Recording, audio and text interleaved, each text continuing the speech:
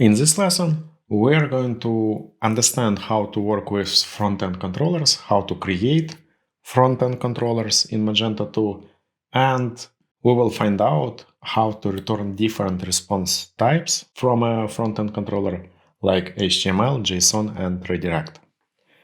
I've created a small module called controller example, and this module basically is a demonstration on different controllers. So as you can see, we have controller directory. First of all, we have to remember that a requirement for us, if we would like to create a controller, we have to create within our Magento 2 module directory a directory called controller. And it's a first requirement. Within this controller directory, there has to be another directory. That's a second requirement. So, and as you know that Magento has two different scopes or areas, front-end and admin HTML. And all front-end controllers should be located within directories that are not called admin HTML. And backend controllers usually are located within admin HTML directory. There is a requirement to use admin HTML directory within controller directory in order to create backend controllers. And as for front-end controllers, there is no requirement. You can call these directories whatever you like. As you can see, I have JSON directory, page directory. And within these directories, there are PHP classes that are implementations of front-end controllers. So let's have a look at the first class within a JSON directory. And this controller is called index.php.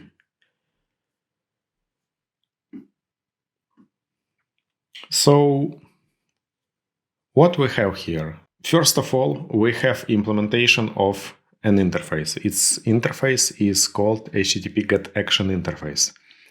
There is a practice within Magento 2 platform that all controllers should implement an interface, and it depends on the purpose of a controller, whether it's a GET controller, so a controller that is responsible for rendering some content or piece of content, or a page POST controllers. These types of controllers are responsible for processing HTTP POST requests, and others that are not as common as GET and POST controllers. So as you can see from this interface, we can say that this is an index controller that is responsible for rendering some information, because it's HTTP GET ACTION interface that this controller implements. Then there is a required method called execute, and for all controllers we are going to create within Magento 2 extension, we have to implement a method called execute. It's a public method, execute. And this method should return a result or a result interface or implementation of a result interface.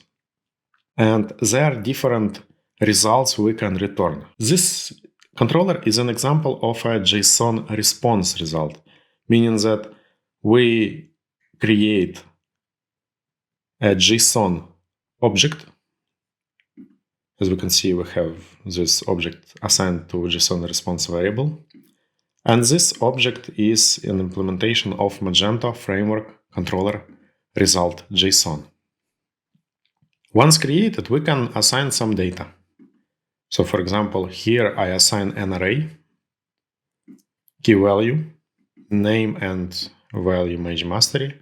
I can add as many elements of an array as I want, or I can use another public method within JSON response or JSON class that will allow me to assign a JSON string. So if I have JSON string and I need to return this JSON string, I will use another method. This method is called JSON response set JSON data instead of set data. And once assigned, we can return response. We have to return the response. And this response is going to be rendered on a front end. And for creating this JSON object, I use result factory. And this result factory is injected into as a construct dependency as an argument and create it as part of dependency injection via object manager. Let's have a look at the result of this controller implementation in a browser. So as you can see, we have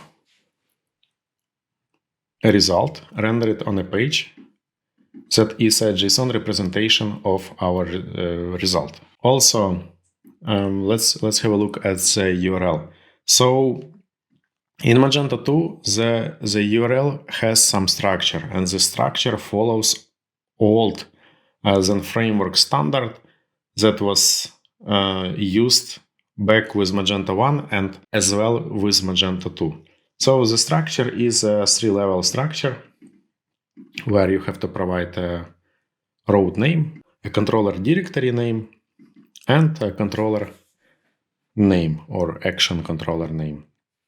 So as you noticed that we created a JSON directory and name of our controller is index. And it always triggers execute method. That's why execute method has to be implemented. So let's find out what is Mage Mastery, because it's one of the important pieces of a controller URL structure creation. Let's get back to our code. And in order for this controller to be visible on a storefront, there is additional configuration has to be added under etc directory of our Magento 2 extension. And we have two subdirectories. It's area, frontend, and admin.html. We are under frontend, and within a frontend directory, as well as admin.html directory, there is a configuration file called rows.xml. It's different. These two files are different, however, they serve same purpose. They declare our module as a route within a router. So as we can see, we have a config as a root node. We refer to a standard router within Magento 2 framework. We declare our router with identifier that has to be unique and front name that optionally unique, so we can reuse existing front name. However, it's a good practice to have both ID and front name as unique arguments when we declare a new route. And within this route node, there is an additional node called module. And within a name argument, we provide a name of our Magento 2 extension. So front name equals to Mage Mastery, and this is where a first part of our URL comes from. It comes from rows.xml file. Then Magento automatically checks controller directory. We create a subdirectory and a controller action class. And when we would like to refer to a particular controller, we use a directory name and class name. You may notice that here I use index.php. Index serves an interesting purpose. With index.php, if we will go back to our browser, we can omit using last part of the URL and just hit magemastery/JSON.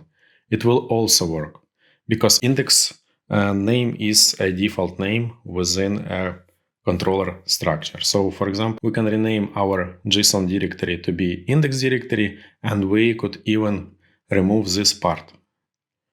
However, Mage Mastery as a front name of our module is a mandatory thing that have to be used. There is an extension that is responsible for creating URL rewrites, and we can use URL rewrites for rewriting our URL to something even more friendly or something custom. But it's another topic that is not related to controllers. But as for your information, if we have index, whether it's controller name or it's a name of a directory, we can simply avoid using these index words and it will render.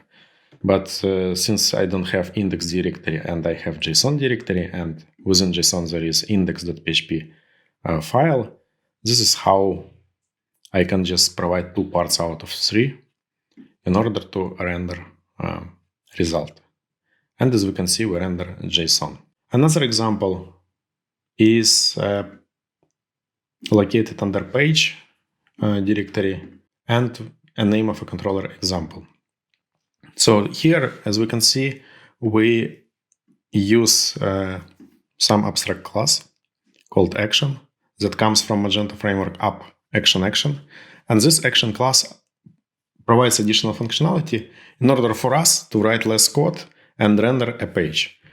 And here we don't need to inject via construct method result factory. It's inherited from action class, and we create a new type of a result.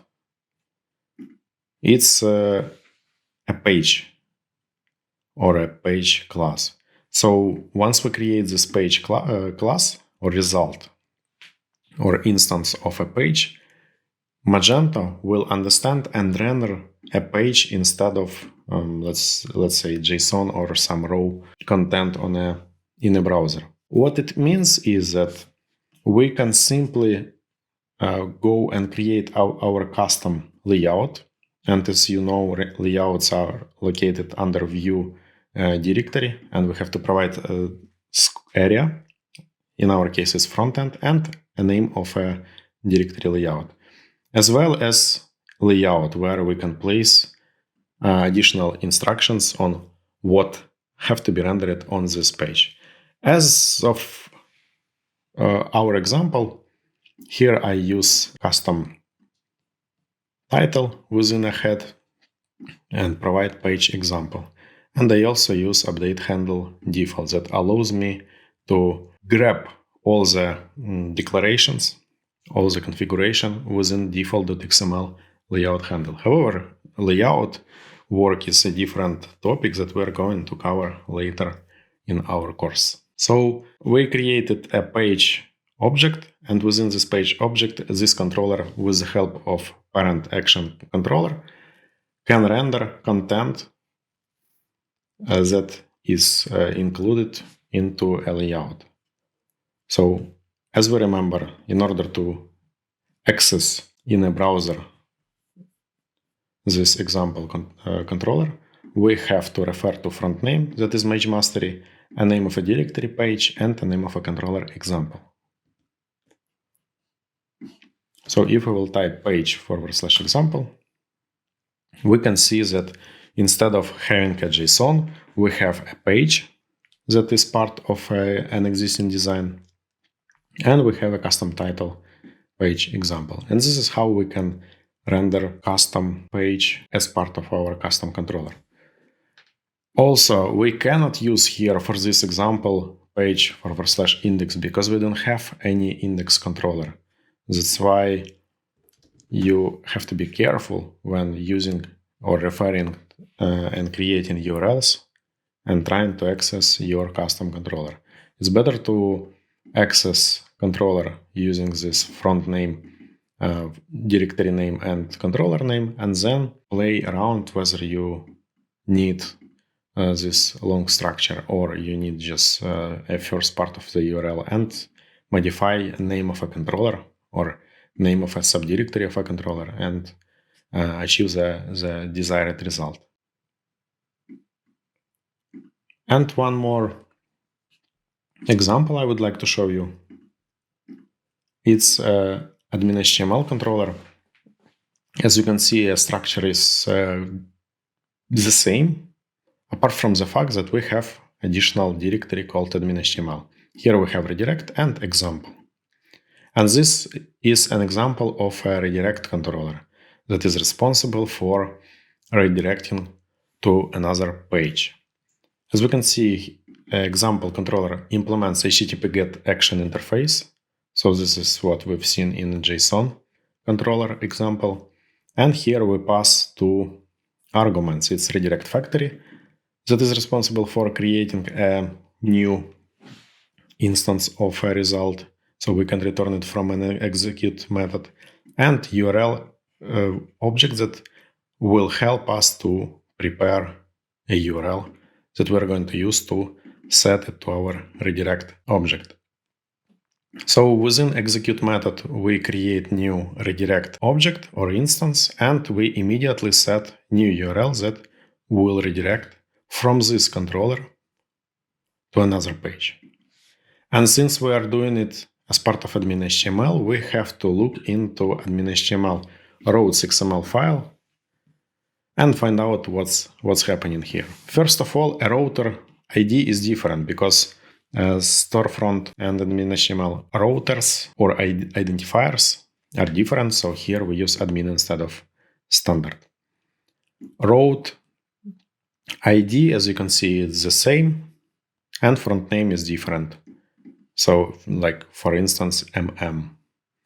And the difference between front-end routes declaration and admin HTML is that for admin HTML, we also have to provide a second argument for our module. So we not only provide a name of a module that is responsible for pointing where our controllers are located, but also we have to provide a before argument that will say that our controllers have to be, or route have to be defined before Magento backend module. In this way, it can properly match a route and render it within admin HTML area. So as we can see, we have MM here, and we have to use redirect and example. And this logic has to happen, or we have to go to admin panel instead of storefront because this is an admin controller. I disabled secret keys for this example, so we can see how it works if I type my controller URL instead of navigating to it. So first of all, I will use existing admin because it's area that is always set. And we are going to say /mm redirect example. And the expectation is, since it's a redirect example, it's going to perform or trigger execute method, and it will immediately redirect because we don't have any logic. But here it's one of the examples how we can create a post controller. We can process an entity, store it somewhere in database, and redirect back. So let's hit enter so we can see redirect in action. As we can see, we have CMS page, redirect to a CMS page, and this is what we've added here. This is how we can create a redirect controller.